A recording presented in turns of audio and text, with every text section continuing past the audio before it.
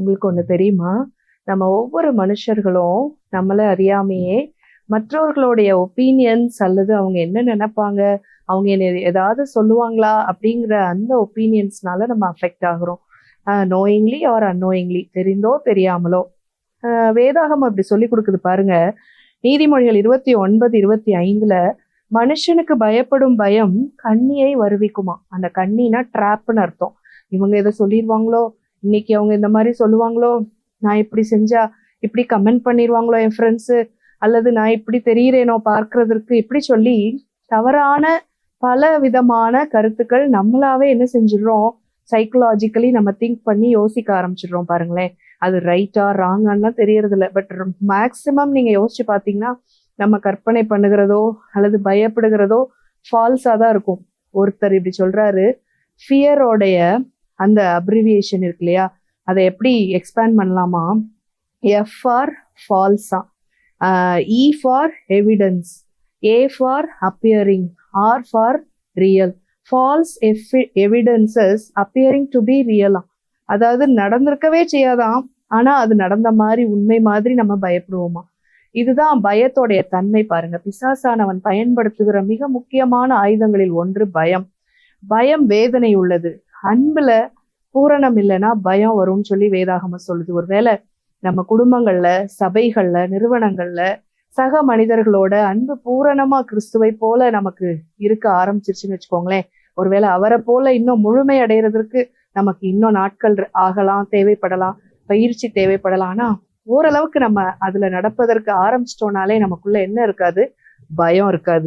ஆனா ஒரு பயம் நம்மள்ட்ட எப்பவுமே இருக்கணும். அதையும் அதே வசனம் தான் சொல்லுது. நீதிமொழிகள் 29:25 கர்த்தரை நம்புகிறவனோ உயர்ந்த அடைக்கலத்திலே வைக்கப்படுவான். கர்த்தருக்கு பயப்படுகிறவன் என்ன செய்வானா, தீர்க்காயுசை பெறுவானா. கர்த்தருக்கு பயப்படுகிறவனுக்கு திட நம்பிக்கை உண்டாம். கர்த்தரை மாத்திரம் நம்பி அவருக்கு நம்ம பயந்து வாழ்ந்தோம்னா நமக்கு எல்லா வித உலகத்தின் ஆசீர்வாதங்களும் கிடைக்குமா, நித்திய ஜீவனுக்குரிய நன்மைகளும் கிடைக்குமா.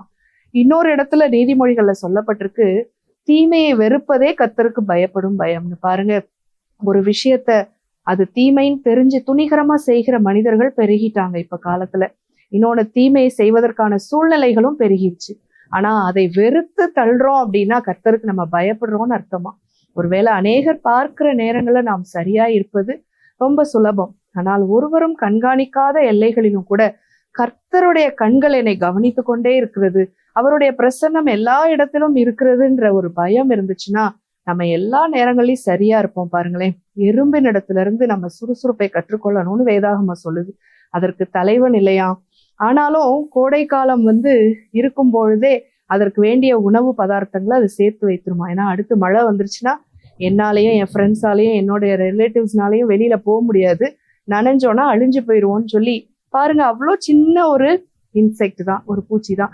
ஆனா அது பாருங்க தன்னுடைய காரியங்களை ஞானமா இருக்கு. அப்ப யாரும் கண்காணிக்காட்டியும், ஒரு தலைமைத்துவமே இல்லாட்டி கூட ஒரு எறும்பு இவ்வளவு சுறுசுறுப்பா தன்னுடைய காரியங்களை ஞானமா அந்த சூழ்நிலைகள் வரப்போகிறத இனம் கண்டு கொண்டு ஆயத்தப்படுதுன்னா நம்ம கடவுளுக்கு பயந்து நம்முடைய ஒவ்வொரு காரியங்களிலும் எவ்வளவு கவனமா வெளிப்பா இருக்க வேண்டியிருக்கு பாருங்க.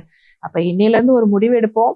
மனுஷர்களுடைய கேலி பேச்சுகளுக்கோ, அவர்களுடைய அங்கீகாரத்துக்கோ, அவங்களுடைய எந்தவித வார்த்தைகளுக்கோ, சில நேரங்களில் நம்ம நல்லா செய்துகிட்டு இருந்தா கூட நம்மளை டிப்ரெஸ் பண்ற மாதிரி சில வார்த்தைகளை சத்துருவானவன் சிலரோட நாவல வைப்பான்.